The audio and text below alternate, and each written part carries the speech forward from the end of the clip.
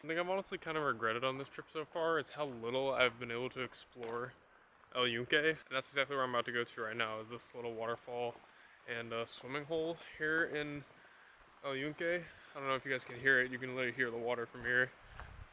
Super excited. This place is absolutely incredible though. One of my favorite places in the world, Puerto Rico.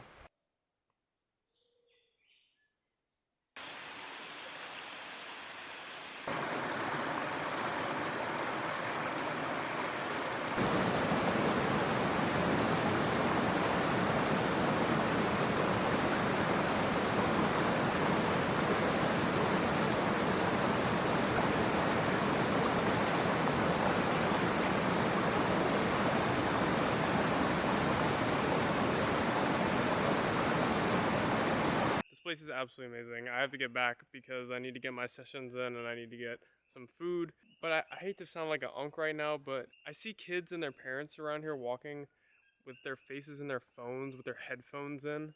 Just appreciate what you have around you right now. Even if you're a kid, if you're a parents of a kid whose face is in their phone right now out here,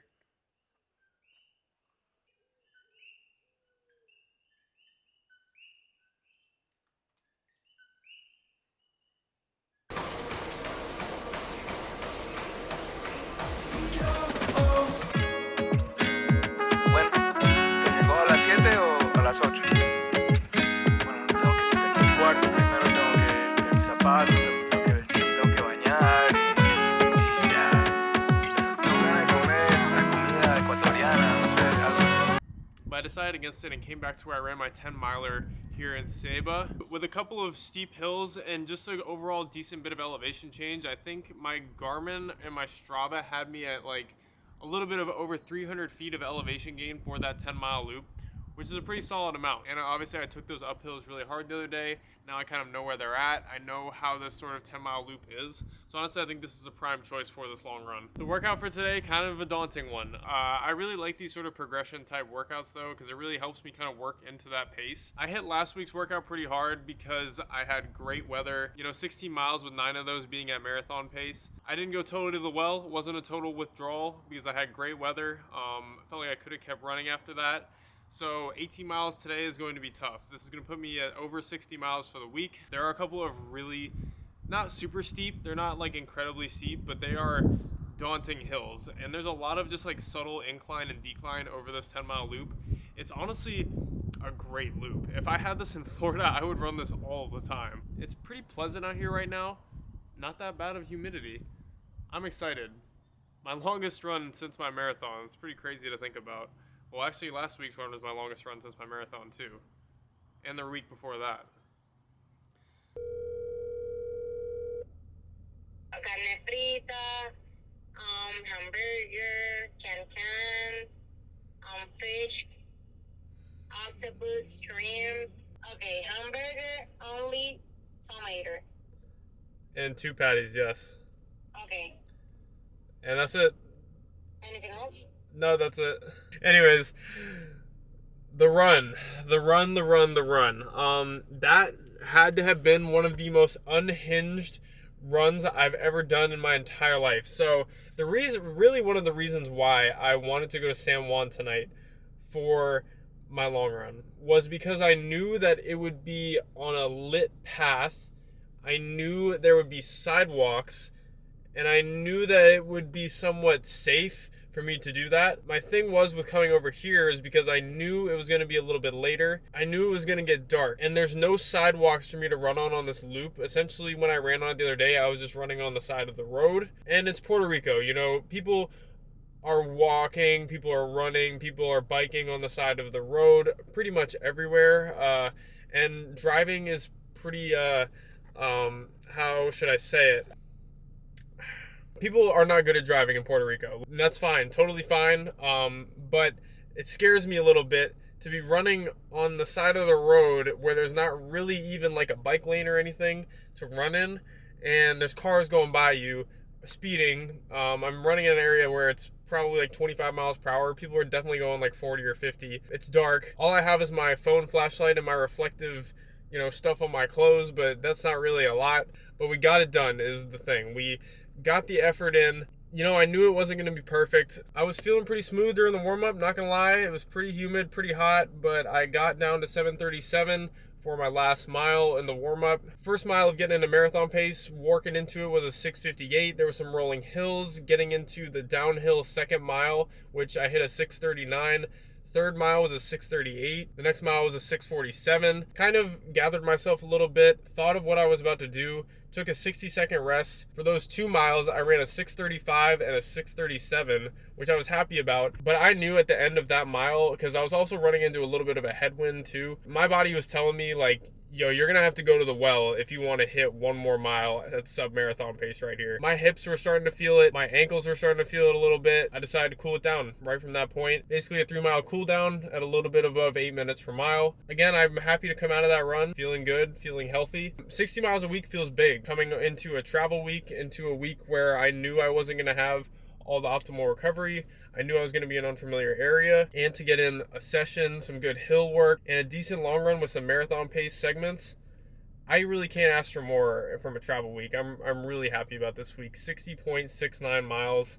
All right, here we go, y'all. The moment of truth. Did they give me 2 patties on the burger? They did. Holy moly. I have eaten like garbage today, low-key. This is not a optimal day of eating. This is not, you know, the perfect day of eating. This is just as realistic as it gets right here. Sometimes it's not always going to be perfect. But you have to do the best that you can to make the most out of it, because if you don't, then why are you even here in the first place? Why are you committing to this if you're not giving yourself and giving your all to achieve the most that you can? And that's just how I look at it. My half marathon didn't go how I wanted it to. Okay, that's fine. Let me hit another 16-mile run the next weekend. Okay, this week I have to go to Puerto Rico on basically a surprise trip. Okay, let's go hit 60 miles in Puerto Rico. I'm still trying to be smart about it. Obviously, I'm going to have to hammer recovery tonight. I need to go to bed probably within the next hour or so. So I did want to let you guys know that I made a friend. I think he just wants food, but I don't have any food to give him, unfortunately. I get out of the shower, and bro's in the bed. In honor of the hamburger that I ate tonight, we're going to have to call her Hamburguesa. So, Hamburguesa and I need some rest. I'm going to see you guys in the morning. Peace out.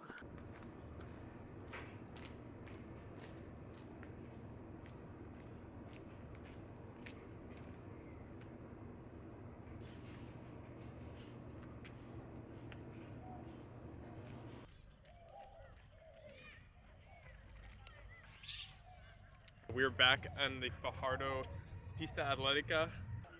Because it's a public track, I feel like the sense of community here is just like unmatched.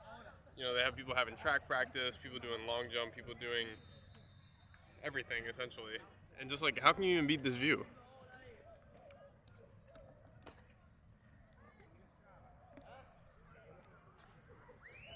My legs actually feel halfway decent today. More so my body was just so fatigued. Again, I've been waking up early to work and just had a lot going on while I've been in here, but I'm not complaining. I pride myself on being able to survive and adapt, and that's what we're doing today. I know last week I did a little hilly tempo fatigue.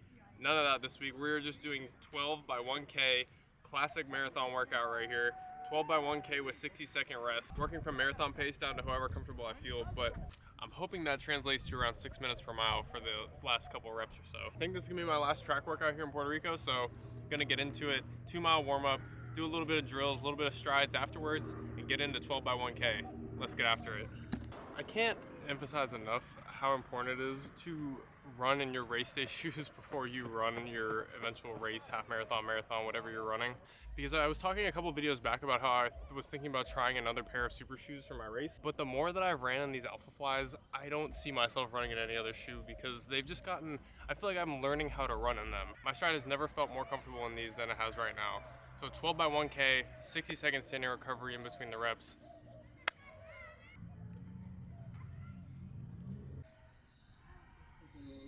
My freaking singlet is stuck to my body. Can't get this thing off. Dude. I thought I was used to the humidity.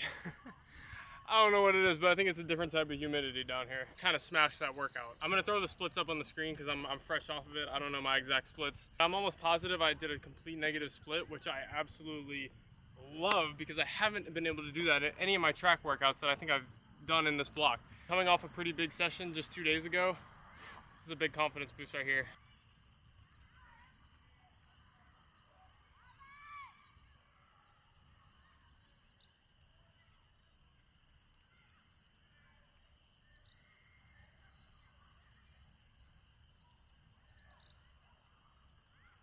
All right, boys, honestly, I was too lazy to get in line and go to a nice place to get takeout, but you know that nobody got me like John Sewell's got me. I had a steak one of the first nights I was here, but I've been eating straight chicken otherwise. But this is like 75 grams of protein. I threw some of this avocado on there on a bed of spring mix. And please, eat your damn vegetables. For dessert, I butchered this mango, sorry to that mango, and I'm just gonna have some yogurt with some collagen. For real, it's no frills, no fancy stuff around here. Just like that workout tonight, 12 by 1K, but it's those 44 laps around a track that is going to make you better. It's the mundane, monotonous stuff. I'm almost cursing right now, but I know I can't for YouTube. It's that mundane, monotonous stuff, no matter where you're at, no matter what you're doing, that's gonna make you better, I promise you. I'm gonna see y'all tomorrow.